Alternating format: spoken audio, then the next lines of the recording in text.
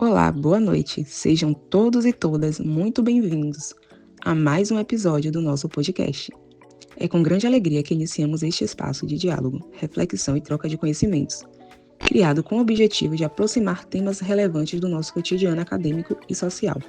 No episódio de hoje, temos a honra de contar com a participação de Claudinei Frois Queiroz, Joelson Brito dos Santos Trindade, Gisileia Silva Santos, Franciele Lacerda de Souza, Andressa Plácido da Silva, além de Jaque Abraão, que se unem a nós para enriquecer o debate com diferentes perspectivas e contribuições. Esperamos que este episódio seja um momento de aprendizado, reflexão e construção coletiva. Fiquem conosco e aproveitem! Acadêmico. E hoje trataremos de um tema extremamente importante para a nossa sociedade, principalmente para nós aqui do estado da Bahia. Vamos falar hoje sobre o direito da posse e propriedade dos territórios quilombolas na Bahia. E para começar, precisamos entender quem são os quilombolas. Pode nos informar, Joelson, por gentileza, quem são os grupos quilombolas? Claro, falando de modo mais social, os grupos quilombolas são nada menos do que descendentes das pessoas africanas que vieram para o Brasil e foram escravizadas e ocuparam um espaço. O espaço seria o quilombo. Sua comunidade é composta, como eu posso dizer, de ações bastante sociais e coletivas. Eles focam bastante na parte coletiva. Para além, eles têm como pode dizer, artigos na Constituição que o protegem. E essa posse, um exemplo perfeito, é o artigo 68 da ação do ato constitucional transitório de 1938, que é um artigo bastante peculiar que defende a posse e o marco temporal, que vamos explicar na frente, dos povos quilombolas. Artigo 68. O artigo aborda sobre o quê? Que também vai se desenvolver nesse podcast maravilhoso. Aborda algo bastante simples. Que as terras dos quilombolas e das pessoas descendentes a eles têm que ser protegidas. Ou seja, se algum remanescente do povo quilombola tinha ocupado uma terra, aquela terra é deles e o governo precisa emitir títulos e proteger a posse deles. Basicamente isso. Agora vamos ver se as pessoas sabem essa crença. Ou melhor, se elas entendem que a posse quilombola e a posse indígenas é a mesma coisa, ou se elas sabem que tem leis específicas para a posse de terras quilombolas. Vamos ver a visão das pessoas e também a visão de um professor de direito juiz sobre isso. Até a próxima. Vamos nessa, primeiro entrevistado. Poderia falar o seu nome, colega? Ivanildo Santos Silva. Ivan, prazer, Ivan, meu nome é Joelson. Somente duas perguntas. Uma, você sabia que na Constituição existe artigos que protegem o povo quilombola? E dois, você sabe a diferença entre a posse de terra do povo quilombola e a posse de terra dos indígenas? Eu sei que tem esse artigo na Constituição, mas eu não sei diferenciar um do outro. Sei que existe essa separação, realmente, né? De cada um ter a questão da lei e a posse específica para cada um.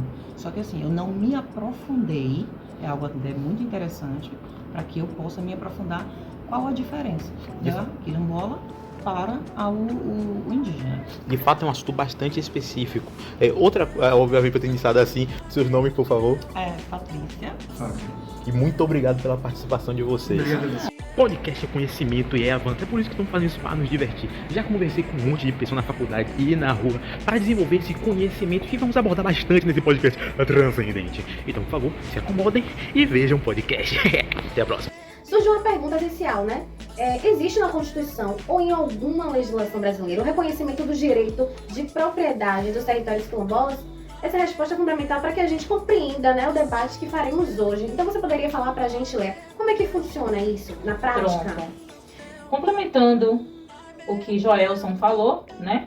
Além do ato da Constituição já citado, precisamos destacar outro instrumento fundamental, o Decreto 4.887 de 2003, que regulamenta o procedimento administrativo de identificação, reconhecimento, delimitação, demarcação e titulação das terras ocupadas por comunidades quilombolas.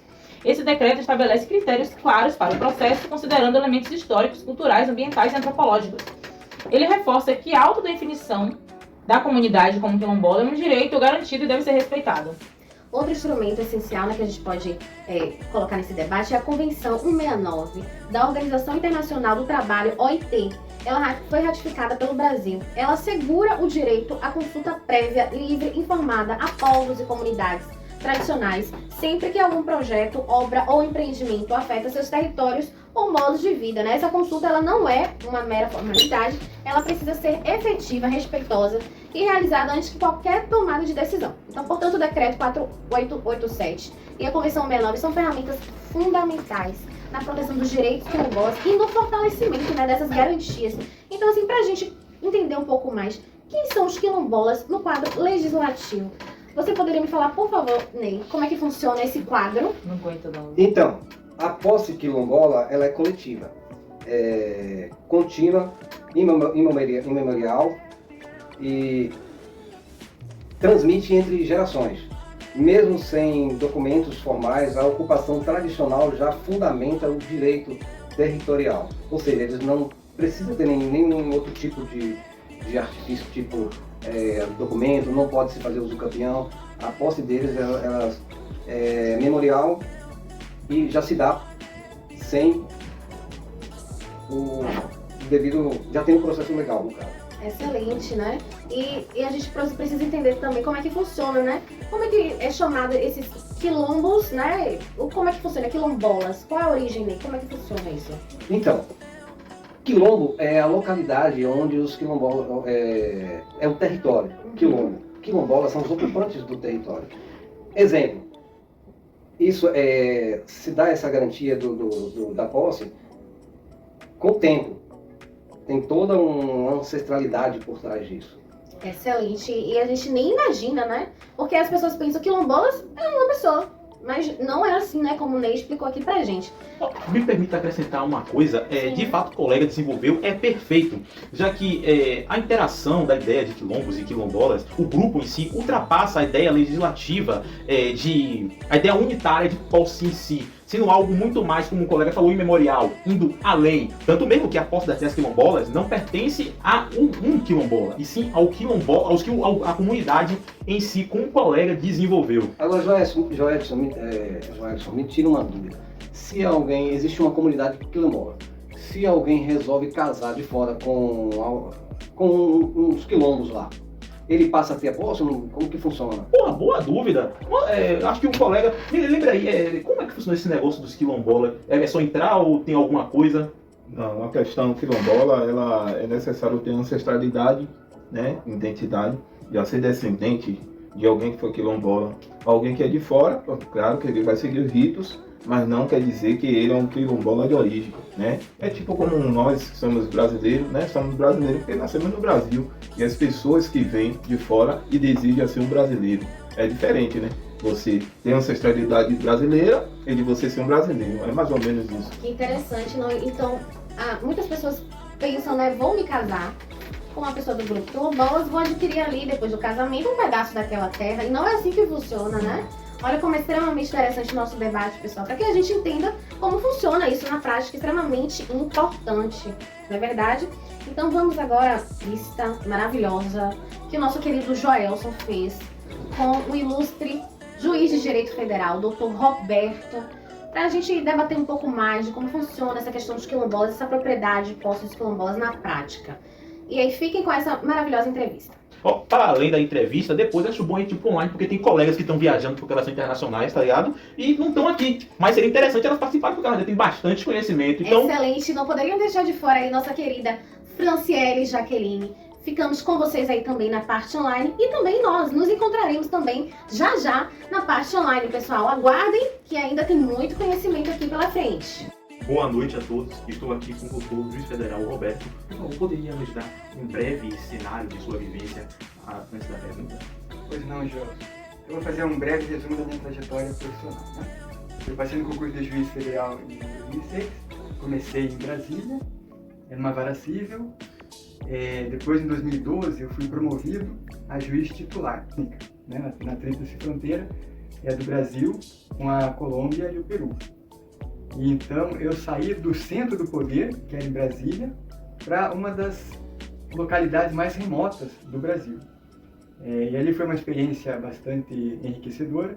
Fiquei lá até 2014, quando eu fui para Cuiabá, no Mato Grosso, quando aí eu fui transferido para a 20ª Vara de Execução Fiscal, né, onde estou trabalhando atualmente. Então, em linhas gerais, essa é a minha trajetória profissional. Com todo o seu conhecimento e história, a parte do marco temporal, que é muito debatido em situações como, por exemplo, a ocupação do povo indígena em suas terras e também do povo quilombola, qual é a sua visão legal sobre isso? É realmente legal ou o que podemos dizer sobre o marco temporal? Perfeito. Celso, ele também para os quilombolas, não é? E o que aconteceu depois?